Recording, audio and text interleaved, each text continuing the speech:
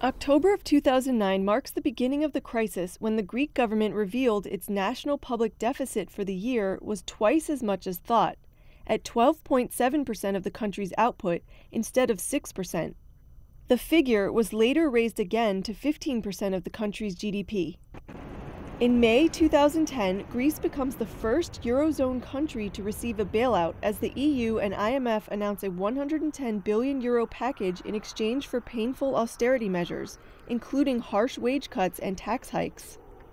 In October 2011, the Eurozone proposes a second bailout package of €130 billion, under which private sector creditors also agree to write off about half the debt owed to them.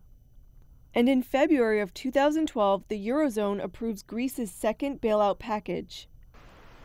In April 2014, Greece returns to sovereign debt markets for the first time in 4 years and posts a primary surplus, which excludes debt interest payments, at the end of the year.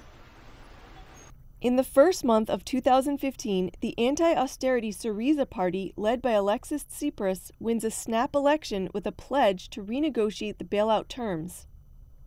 In 5 years, national output has been cut by 25%, salaries have fallen by more than that, and a quarter of the workforce is unemployed.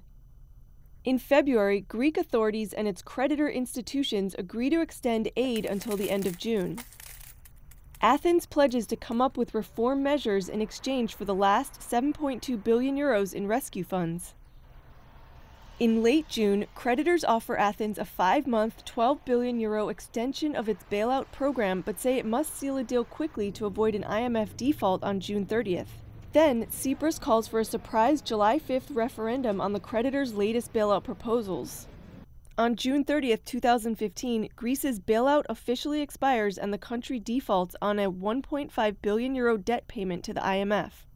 And on July 5th, more than 61% of Greeks vote no to creditors' bailout proposals.